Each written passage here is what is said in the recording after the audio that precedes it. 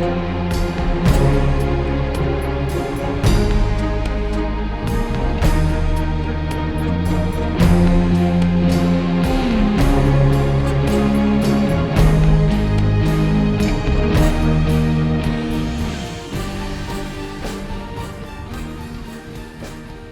noite a todos, boa noite a você que veio aqui, quem sabe nos visitando, nos dando a honra da sua presença nesta noite mais uma vez. Boa noite também a você que nos acompanha pela internet, é um privilégio também falar com você, ter a sua companhia, ainda que virtual, ainda que talvez à distância, mas neste momento nos unimos todos aqui por meio do Espírito Santo, né, e do amor de Deus. Eu quero convidar vocês a abrirem a Bíblia. Apenas um lembrete, né? No nosso último encontro, nós estudamos aqui alguma coisa sobre a importância do pensamento otimista. Lembram? Eu entrevistei aqui a doutora Flávia. Todos os domingos teremos aqui um momento do especialista, né? Convidarei aqui especialistas na área de saúde emocional para falar alguma coisa, dar-nos algumas dicas. E nós tivemos aqui a doutora Flávia no primeiro domingo dessa série.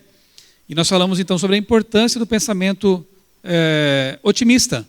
Como desenvolver isso, né? E como é importante nós treinarmos a mente para realmente manter pensamentos bons, otimistas. E nesta noite nós vamos enfrentar um dos grandes inimigos do pensamento otimista, que é a ansiedade. E atire a primeira pedra quem nunca foi ansioso, né? Até este que vos fala neste momento já sofreu momentos de ansiedade. Depois eu quero compartilhar um pouquinho, quem sabe, de algumas experiências pelas quais eu passei. Mas como é bom a gente encontrar, descobrir um Deus que é todo-poderoso, né?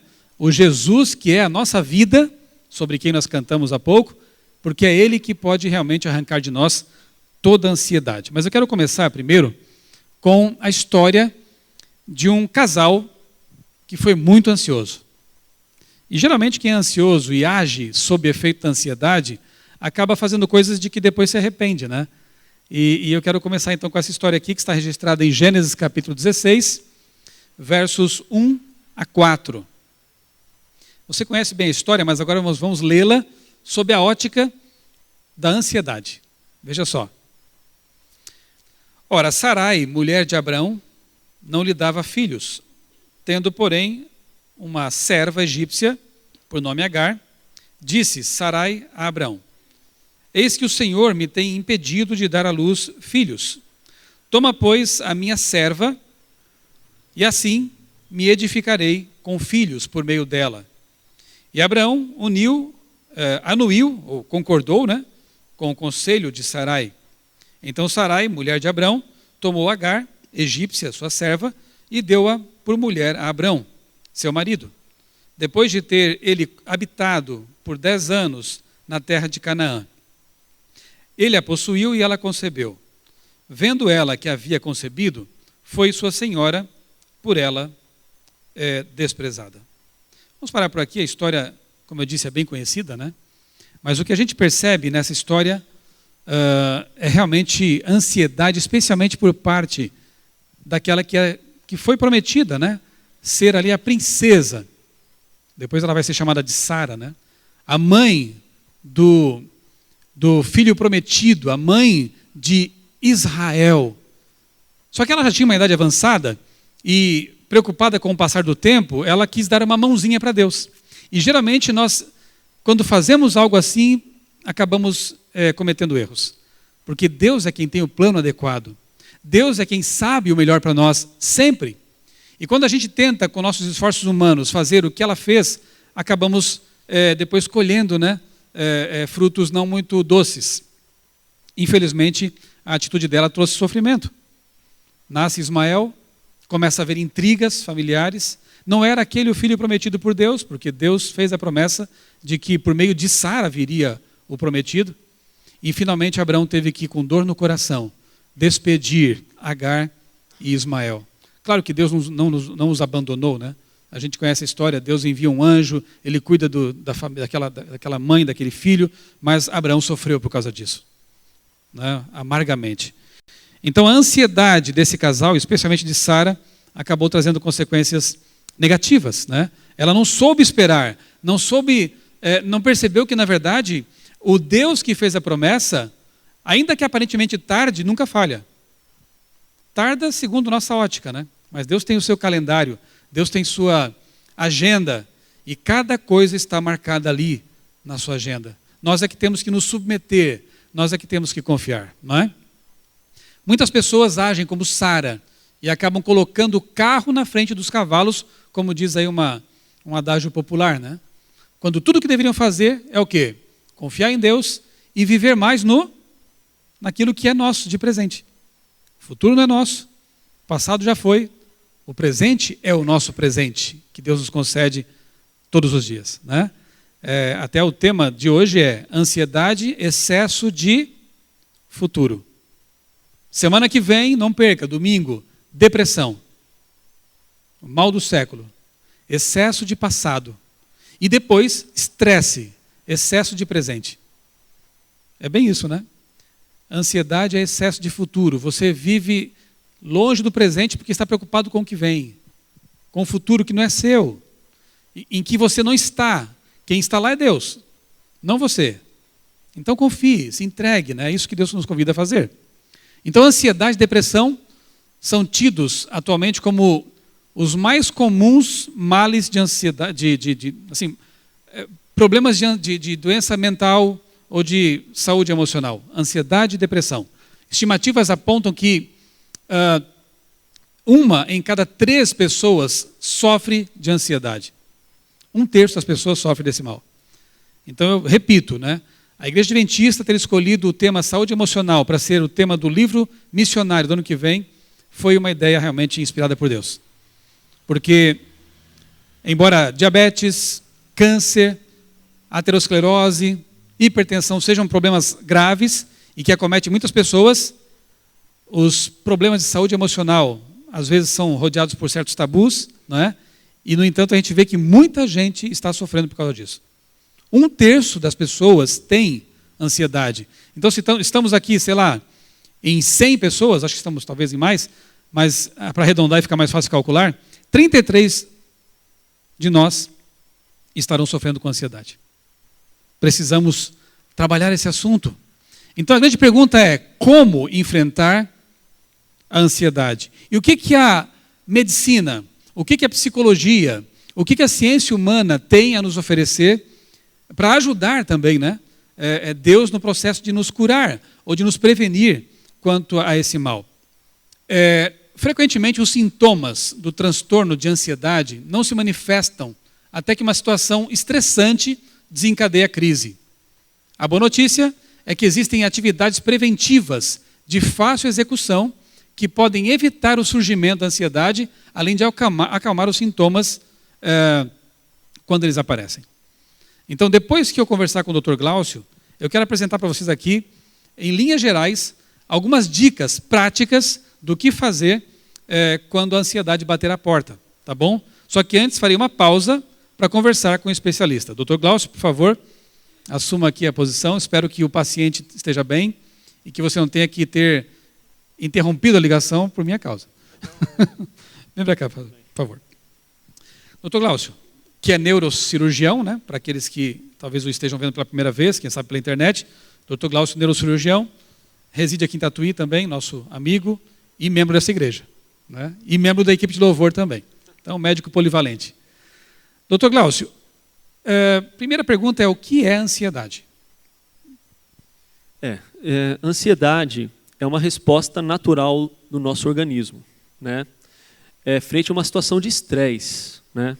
Então, assim, sempre gosto de contar a história da zebrinha lá na savana africana. Imagina a zebra lá na savana africana, está lá, pastando, tranquila, e de repente ela percebe que está sendo atacada por um leão.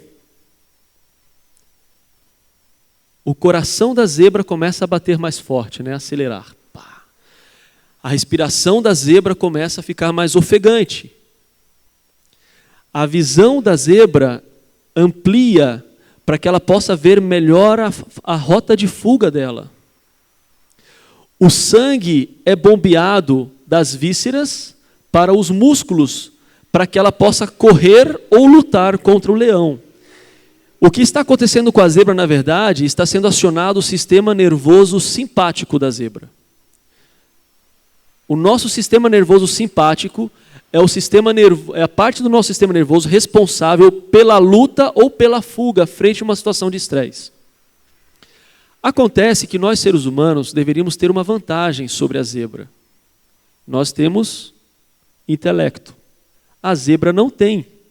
Mas esta vantagem se torna uma desvantagem.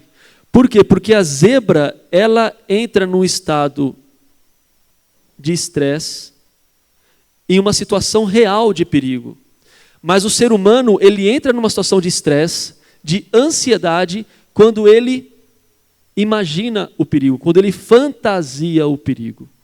Então, o que deveria ser uma vantagem para a gente, parece que se tornou uma desvantagem, porque o ser humano, ele vive fantasiando o perigo. Então é aquela senhora que está em casa e o filho saiu para trabalhar, é um marmanjo de 45 anos de idade, e a senhora em casa, ai meu filho, eu não sei se vai voltar para casa, e está ansiosa e não consegue dormir, porque ela está imaginando, fantasiando uma situação de perigo que não é real. É como que antecipar alguma coisa que talvez nem venha acontecer. Exatamente. Só que essa fantasia da situação do perigo, ela entra em um ciclo, porque a pessoa, ela fantasia que tem o perigo, só que essa pessoa, ela acha, de certa forma, que ela tem o controle do perigo.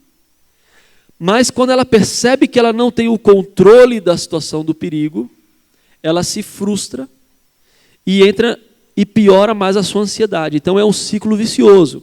Aquela pessoa que vai entrar no elevador tem claustrofobia e ela começa a suar fria só pensando na possibilidade de entrar em um lugar fechado, e ela começa a fantasiar, e se cair esse elevador, e se eu ficar sem ar? E ela entra achando que tem controle, ela percebe que não tem o controle, e isso deixa ela mais ansiosa, então se torna um ciclo vicioso.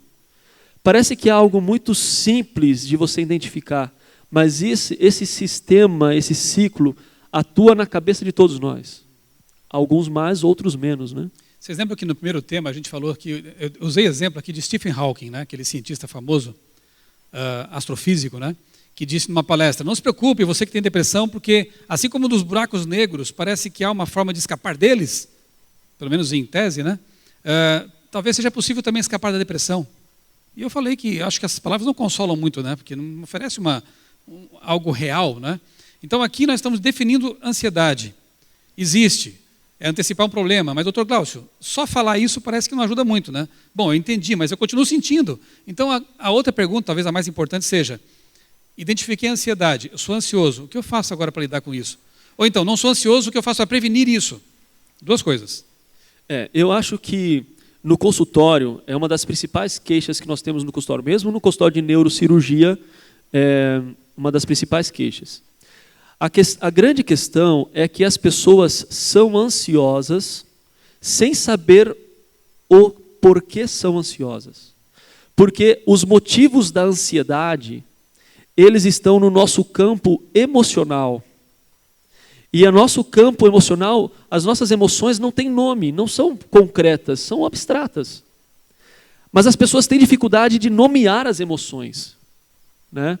Eu estou ansiosa porque o meu filho foi trabalhar e eu estou com medo. Eu já estou nomeando. Então eu estou ansiosa porque eu estou com medo. Eu estou ansiosa porque é perigoso. Então, as pessoas são ansiosas, mas elas precisam se perguntar, mas por que eu sou ansioso? Então, essa autorreflexão, que às vezes é necessário um profissional, um psicólogo, né, estar direcionando, é fundamental. Por que eu sou ansioso? O cristão também é ansioso, né? Também é ansioso. A ansiedade está aí para todos. O grande problema da ansiedade é quando ela começa a atrapalhar a sua vida. Ansiedade todos nós vamos ter, mas se é uma ansiedade que atrapalha a sua vida, o seu convívio familiar, o seu bem-estar laboral, né? Então, aí já começa a se tornar uma ansiedade patológica. Então, precisa de um acompanhamento, né? Você disse bem, eu acho que é uma coisa que fica clara nessa série também, é que muitas vezes o acompanhamento profissional é importante, né? É buscar um profissional, alguém que possa lhe orientar. Agora, doutor Glaucio, algo que eu também perguntei na outra vez, primeiro tema, né? Apesar de que o profissional possa realmente ajudar bastante nesse caso, de que forma a religião bíblica, a religião verdadeira, aquela que nos aproxima de Deus, que traz paz, não aquela que pensa num Deus punitivo, um Deus tirano, mas a religião bíblica, né? Realmente vivida. De que forma essa religião e o Deus da Bíblia podem ajudar alguém que tem ansiedade?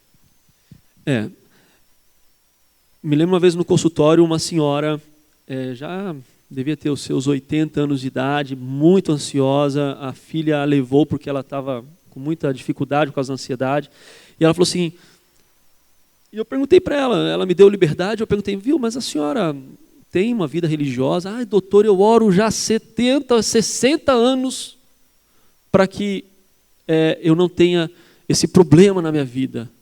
Aí eu perguntei para ela, mas para que Deus que você ora? Porque é o seguinte, a grande questão em relação da divindade do nosso Deus é que Deus chega para o ser humano e fala assim, meu filho, você está ansioso porque você acha que você tem o controle, que seu filho está indo trabalhar à noite, mas você não tem o controle nem da sua vida. Quem tem o controle sou eu. A religião bíblica, o Deus bíblico, ele vem dizendo para a gente assim, olha, entrega teu caminho ao Senhor, entrega a mim o teu caminho, confia em mim, e o mais eu vou fazer. Meu filho, você está ansioso, você acha que se você tem um controle de alguma coisa, você não tem o controle de nada. É mais, se você acha que você tem o controle de alguma coisa, você está errado. Isso está gerando ansiedade para você. Faz o seguinte, meu filho, dá o controle aqui na minha mão. Então, nós tentamos controlar a nossa vida. Isso gera muita ansiedade. Quando nós encontramos o Deus da Bíblia que fala assim, olha, me dá o controle aqui, ó. Eu começo a entender que todas as coisas acontecem para o bem daqueles que amam a Deus. Contribuem para o bem daqueles que amam a Deus. Então eu acho que esse é o grande psicólogo Deus dizendo para a gente, meu filho, não tenha o controle, entrega o controle na minha mão, porque isso vai tirar a sua ansiedade, vai ser um bálsamo para a sua alma, né? Muito obrigado, doutor Glaucio. Nos encontramos aqui, ou talvez com a sua esposa, no domingo que vem, né? No Momento do Especialista. Não perca. Semana que vem, depressão. E nós teremos aqui algumas dicas interessantes. Falando em dicas, né? Eu prometi a vocês e vou cumprir agora. O livro traz, e eu resumi aqui, algumas dicas assim, bem práticas, pontuais, de como lidar com a ansiedade. A primeira delas é falar sobre o problema. Mas, claro, não é para qualquer pessoa, né? O ideal é que você tenha um parente, um amigo, quem sabe um líder da igreja, alguém com quem você possa se abrir, né? E ser um conselheiro para você. Então, o primeiro passo realmente é falar, é pôr isso para fora, né? Alguém com quem você tem um bom relacionamento. Segundo, praticar o relaxamento. Exercício físico é um ótimo fator de relaxamento, não é? Eu até comprei, agora recentemente, um saco de areia para dar soco nele em casa. E está sendo bom aquilo lá, viu? Você descarrega, você relaxa, né? Você sua bastante, né? Exercício aeróbico. Alguns gostam de tricô, de pintura. Enfim, descubra uma atividade que faça com que você se desligue um pouco, relaxe um pouco, né? Saia daquela tensão toda. Isso é salutar, é benéfico. Outra coisa, procurar grupos de ajuda. Há igrejas que têm isso, né? Há cidades que mantêm grupos de ajuda nesse sentido. Ali você pode se reunir com pessoas que sofrem do mesmo problema e geralmente são orientadas por pessoas também que sabem como lidar com esse assunto aí. Isso aqui é importante. Eu vou até ler para não perder nenhum conceito com vocês. Acompanhem. Frear os pensamentos. No último domingo, em que estivemos aqui com esse tema, a doutora Flávia e eu conversamos sobre isso, lembram? Como frear pensamentos negativos. E o livro diz assim, ó, que é comprovadamente eficaz, especialmente em assuntos que provocam ansiedade. Se, por exemplo, o motivo da ansiedade for o medo de contrair uma doença fatal, identifique os pensamentos relacionados com esse temor. Digamos, a doença de um familiar. Alguém ficou doente e você já pensa que vai ser com você também, ou que ele vai morrer necessariamente, né? Então, frear também uma ideia, qualquer ideia que dê início a uma cadeia de preocupações que acaba ocasionando ansiedade. No primeiro indício de aproximação desse pensamento, diga não e pense em outra coisa, ou realize uma atividade que possa distrair sua mente. É treinar a mente realmente para bloquear, desviar de pensamentos negativos, pensamentos disfuncionais, como se diz, não é? Isso é um hábito importante que a gente tem que desenvolver. Não ficar alimentando aquela ideia, deixar que ela amargure a sua vida, não é? Troca de canal, desvie, né? Essas técnicas, claro, são apenas superficiais, isso é verdade, né? Mas ajudam um pouco, né? Agora, muitas vezes, os problemas de ansiedade podem ter raízes profundas, e é nesses casos aí que a gente precisa realmente possivelmente de um acompanhamento profissional para buscar realmente a raiz, né? Que está causando essa ansiedade, ou a depressão, ou outros problemas aí. O Dr. Glaucio falou sobre a questão da fé e da religião. Então, para que você usufrua, você se beneficie da bênção que é ter a religião, o primeiro passo é confiar e acreditar em Deus. Não é? E nós temos aqui a faca e o queijo na mão. Nós somos cristãos, nós estamos numa igreja, nós confiamos na palavra de Deus, eu creio que sim, não é? Então esse primeiro passo é importantíssimo, né? E eu gosto de falar sobre isso, né?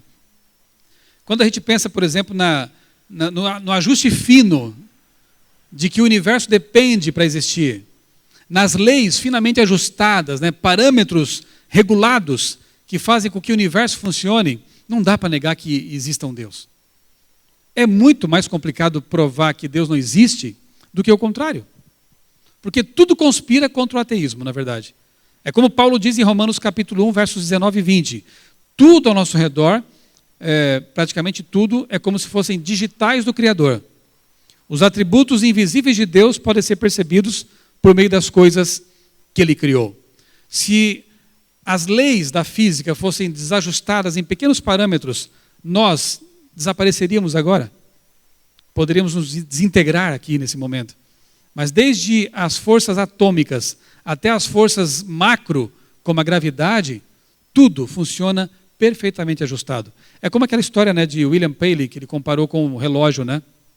Se há um relógio, é porque houve um relojoeiro. O mecanismo pressupõe alguém que inteligentemente projetou esse mecanismo. Então Deus é o nosso relojoeiro. Ele nos fez, Ele nos criou. E nós podemos confiar então de que Ele cuida de nós. Sabem, há muitos motivos para quem não crê em Deus realmente ser ansioso. Porque em algum momento a Terra pode ser destruída por uma tempestade solar, por exemplo. Uma vez eu preguei aqui sobre os sinais da volta de Jesus, eu falei sobre isso. Que em 2012 passou raspando por nós uma tempestade fortíssima que poderia levar a Terra de volta à Idade Média. Porque explodiria todos os transformadores de energia aí, torraria, né, as linhas de transmissão, esquece a internet, esquece posto de gasolina, esquece tudo que funciona com energia elétrica. Voltaríamos à Idade Média. E aí imagina o que seria a sociedade, o caos que viraria. As grandes cidades, não é? Por questão de uma semana, essa tempestade, essa labareda, esse flare que eles chamam, né? Essa emissão de massa coronal, passou raspando pela Terra. Uma semana. Se tivesse atrás de uma semana, atingir em cheio. Nós somos frágeis. A Terra é frágil. A vida é frágil. Os astronautas, quando vão para o espaço, ficam fascinados e atemorizados quando olham para a Terra e veem que, circundando a Terra, há uma camada fininha atmosférica, de poucas dezenas de quilômetros acima de nós. Ela podia vazar para o espaço e a gente morreria sufocado. Mas está aqui. Respiramos, vivemos e às vezes nos esquecemos de quem mantém tudo isso, né? Ou então, se não formos explodidos por uma onda de radiação solar, poderemos nos autodestruir. Você está acompanhando a situação da Coreia do Norte? Eles querem bombardear Guam, que é um território americano, né, ali pertinho da Coreia. Se eles fizerem isso, é guerra na certa. E aí envolve Japão, Coreia do Sul e sabe-se lá mais quantos países. Eu estava lendo semana passada uma reportagem sobre quantas vezes o mundo esteve à beira da destruição total. Por guerras, por bombas nucleares, por enganos, né, por alarmes falsos. Muitas vezes. E a gente vê que realmente os anjos estão retendo os ventos, né? Quem estuda Apocalipse sabe do que eu estou falando. Os anjos estão segurando os conflitos, porque ainda não é o momento. Porque Jesus tem que voltar e ter gente que vive na terra, senão não sobraria ninguém, né? Então a vida é frágil, o planeta é frágil, nós somos frágeis. O universo, sem Deus, segundo os cientistas, ou vai colapsar, se contrair, se esmagar todo, ou vai se expandir indefinidamente, consumindo todo o seu combustível, sua energia, e se tornar em nada. Ou seja, não há esperança. E é por isso que muita gente vive de ilusões. Eu fico triste quando vejo pessoas assim, que vivem de balada em balada, de bebida em bebida, de prazeres vazios em prazeres vazios. Por quê? Porque no fundo querem se esconder da realidade triste, dura, que é a vida sem Deus. Se não há Deus, não há esperança. E se não há esperança, para quê? Eu vou viver preocupado, eu quero mais é curtir. Alguns pensam assim, não é? E aí se entregam realmente a coisas que não fazem bem e que só os afundam cada vez mais na depressão, na ansiedade, coisas assim. Ou então passam a vida embalados pela indústria cultural, do cinema, né, dos jogos, do entretenimento, porque querem esquecer que a vida é triste, é árida. Não que o cristão seja uma poliana, né? Seja alguém assim iludido com a realidade. Não, nós reconhecemos também que a vida é horrível, mas a gente enxerga além de tudo isso. A gente sabe que a luz no fim do túnel não é um trem vindo em sentido contrário. A gente sabe que a luz no fim do túnel é Jesus que vai voltar. A gente tem uma esperança, mas eu tenho pena e oro por pessoas que vivem na ilusão de que realmente não há nada que se possa fazer. O que eu posso fazer realmente é viver de ilusões. Graças a Deus existem muitos argumentos, né? Tanto da filosofia, da teologia, da ciência, não é? Que desafiam essa visão de mundo ateia. Essa visão de mundo que nega a Deus ou que relativiza as coisas. Eu louvo a Deus porque a palavra dele, ela é uma fonte segura, né? E falando nela, na Bíblia, né? Qual é a segurança que a palavra de Deus pode nos oferecer quanto ao futuro? Na verdade, as próprias profecias bíblicas são uma garantia de que Deus existe. Porque eu não conheço nenhum livro, né? Eu já li muito em minha vida, já fui curioso de pesquisar Nostradamus, Alcorão. Não conheço livro que se iguale à Bíblia no que diz respeito à precisão das profecias. De dizer nomes exatos, de dizer o nome de um império que ainda não tinha surgido no cenário, de descrever o mundo séculos, com séculos de antecipação, de dizer como estaríamos vivendo no século 21. Este livro fala disso, as profecias. E as profecias bíblicas trazem para nós, não sei se é a solução, mas ajudam muito a lidar com a ansiedade. Sabe por quê? Porque elas dizem para nós que antes de melhorar vai piorar um pouco, mas vai melhorar para sempre depois, né? 2.500 vezes a Bíblia fala sobre o grande evento de que nós tiramos até o nosso nome como igreja, o advento de Cristo. 2.500 referências. E a mais linda de todas, com certeza, é aquela que Cristo mesmo disse, né? Não se turbe o vosso coração. Creiam em Deus, creiam também em mim. Na casa de meu pai há muitas moradas, há muitos cômodos. Ele preparou um apartamento para a gente lá. Se não fosse assim, eu teria dito para vocês, eu vou preparar um lugar, e quando estiver preparado, faz tempo que ele disse isso, hein? Eu voltarei. E vou receber vocês para junto de mim, para que onde eu estou, vocês também estejam. Na linguagem de hoje é assim, né? Então, ele prometeu. E Jesus, que é Deus eterno, nunca mentiu. Jamais. Ele não ia brincar com as nossas emoções desse jeito, irmãos. Fazendo algo tipo, olha, eu falei que ia voltar, mas estava brincando, viu? Não era verdade. Era algo simbólico. Eu não acredito nisso. Deus não ia brincar com nossas emoções. Deixando em toda a Bíblia mais de 2.000 referências, placas de sinalização. Aguenta firme, segura um pouco mais, eu estou voltando. Essa é a grande promessa. Quando Cristo ascendia ao céu, ele olhou para baixo e viu lá seus discípulos tristes, porque era uma despedida, e toda despedida é triste. Nós vamos falar aqui numa noite sobre a morte. A morte magoa, machuca, é triste, mas também há esperança além do túmulo. Mas deixa isso para outra noite. Nesse momento eu quero relembrar com vocês a ascensão de Cristo. Ele está subindo ao céu, estava indo para o santuário celestial, e ele vê seus discípulos ali com os olhos cheios de lágrimas, tristes. Então ele pede que 2 anjos daquela comitiva que o recebeu desçam para confortar os discípulos. E aí 2 anjos descem e dizem assim para os discípulos: homens da Galileia, por que vocês estão olhando assim para o céu tão tristes? Esse mesmo Jesus, eu gosto da palavra mesmo aqui, como também gosto no Apocalipse, quando João fala assim, esse mesmo Deus vai morar com a gente, o mesmo, o próprio. Esse mesmo Jesus que foi levado ao céu, voltará do modo como vocês ouviram subir. É assim que ele virá. E eu tenho certeza que essas palavras dos anjos, juntamente com as palavras de Jesus, foram os elementos propulsores da fé daqueles homens e mulheres. Foi o que fez com que eles pregassem a todo mundo conhecido e entregassem a própria vida por essa mensagem. Por quê? Porque eles tinham a garantia, porque eles tinham certeza e não tinham mais motivos para ansiedade. Sabe por quê? Mesmo que eu morra, mesmo que eu seja preso, mesmo que aconteça o que for comigo, ele prometeu voltar. Ele disse que ainda que tudo caia ao meu redor e eu morra, não importa, ele prometeu que um dia vai voltar e vai me ressuscitar e vamos para o céu. A cura para a ansiedade é Jesus. O título do livro missionário é O Poder da Esperança, mas poderia ser traduzido numa palavra: Jesus. Porque Ele é a nossa esperança. Ele é a promessa. Eu gosto de pensar em Jó, por exemplo, quando disse assim: mesmo que Ele me mate, eu vou confiar nele. Porque um dia esses olhos verão o Rei em sua glória. Olha que esperança. Parece que Jó não tinha ansiedade, né? Ele teve outros problemas com que lidar enquanto estava passando por aquela prova, né? Mas a ansiedade, um homem que diz isso, mesmo que eu morra, ou que Deus permita que eu morra, eu vou confiar nele. Porque ele sabia também da volta de Jesus, da ressurreição. Outra descoberta, irmãos, que traz alívio para aqueles que são ansiosos, é descobrir que não existe um inferno. E sabe, Ellen White fala que muita gente, muitos cristãos, eles vivem ansiosos, com medo de Deus, porque eles acham que existe um inferno eterno a queimar e que vai queimar para sempre. Isso é um mito.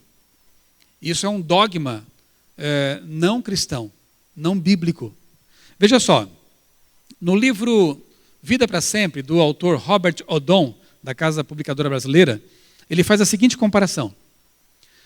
Suponha, por exemplo, que o juiz de sua comarca sentenciasse um homem declarado culpado de assassinato a ser torturado continuamente, dia e noite, com água escaldante e ferros em brasa, a fim de mantê-lo sofrendo constantemente a mais torturante dor. O que os meios de comunicação teriam a dizer sobre isso?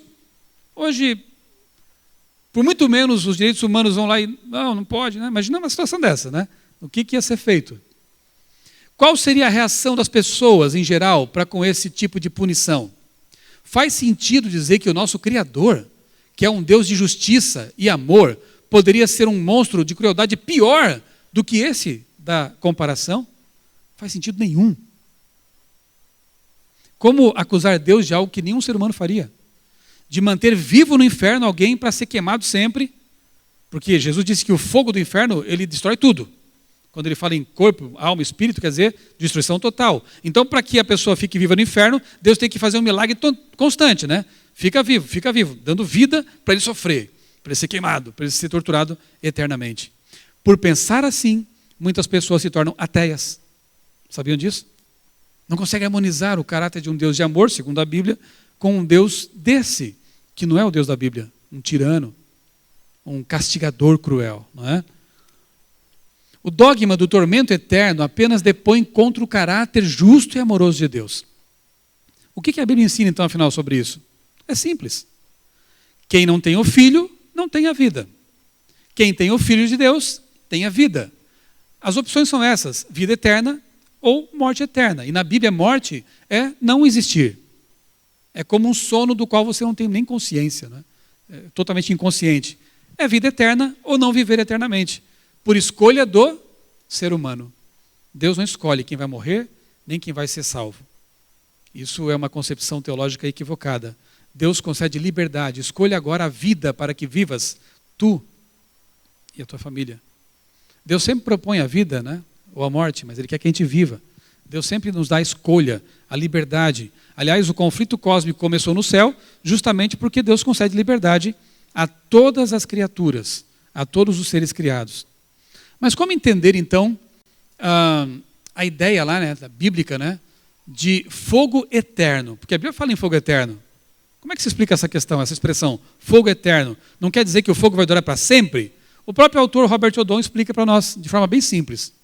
Não é o sofrimento que será eterno, e sim o fogo que Deus usou para destruí-los é que será eterno em seu efeito.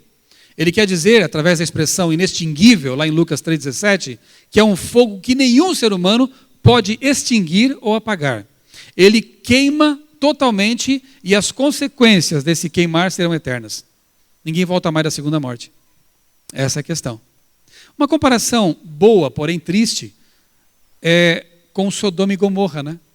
Lá em Judas, capítulo 7, verso 7, Judas não tem capítulo, é uma cartinha bem pequena. Judas, verso 7, é dito que Sodoma e Gomorra sofreram a pena do fogo eterno. Mas eu pergunto a vocês, estão queimando até hoje? O que tem lá naquela planície? Mar Morto, deserto, né? Você não tem mais nada queimando ali. Mas a Bíblia fala que foi o fogo eterno. Por que eterno?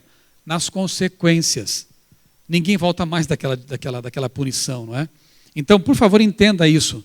Biblicamente, fogo eterno se refere às consequências desse fogo inextinguível, porque ninguém pode apagar. Mas uma vez que ele tenha consumido, é pó. Lá em Malaquias mesmo é dito isto, né? Que os ímpios se farão como pó debaixo dos pés dos remidos. E Apocalipse 21, 4 diz que a morte, tristeza, choro, dor não mais existirão. Se houvesse um inferno queimando para sempre, haveria dor ali. Se houvesse um inferno queimando para sempre, haveria sofrimento ali. Mas Deus diz que isso não mais existirá. Sofrimento, dor, morte, nunca mais. Nem tampouco um inferno. Deus é justo.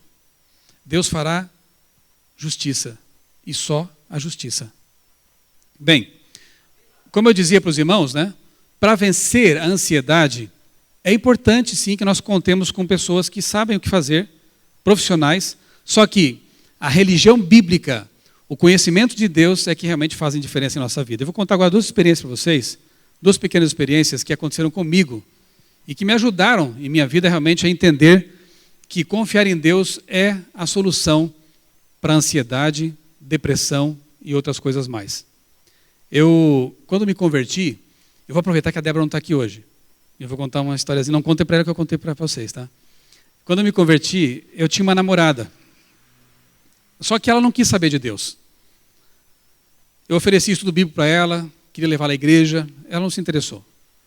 E chegou um ponto que eu percebi que não ia ser sustentável esse relacionamento e eu terminei o namoro. E eu fiz a seguinte oração, eu quero que os jovens prestem bem atenção no que eu vou falar agora. Eu orei a Deus e disse assim, Senhor, eu não quero mais namorar, a não ser que seja com uma pessoa que Tu escolheres para mim. Uma serva Tua, alguém que tem os mesmos objetivos que eu, uma pessoa consagrada a Ti. 1 ano se passou. Fiquei 1 ano inteiro sem namorar. Que tanto, né? 1 ano se passou. E numa quarta-feira, num culto de oração, lá na central de Florianópolis, eu ainda era estudante universitário e frequentava aquela igreja. Quem que eu encontrei naquela quarta-feira? A minha esposa. A Débora estava lá. Eu a conheci no culto, conversamos depois do culto, o diácono queria apagar a luz, a conversa não acabava, nós tínhamos muito em comum, e para encurtar a história, porque ela é longa, nós nos casamos, estamos há 20 anos juntos, um casamento abençoado, filhos maravilhosos, não é? Uma bênção. Por quê? Porque eu entreguei a ansiedade, que é normal para os adolescentes e jovens, de encontrar alguém para a minha vida. Eu disse, Senhor, eu não quero mais procurar. Claro que tem que procurar um pouco também, não pode ficar de braços cruzados, né? Mas assim, eu não quero colocar o carro na frente dos cavalos. Eu quero me entregar a Ti e quero que Tu dirijas esse assunto tão importante para a minha vida. Porque carreira é uma coisa importante, né? Mas um casamento é das mais importantes, porque essa pessoa poderá somar ou subtrair.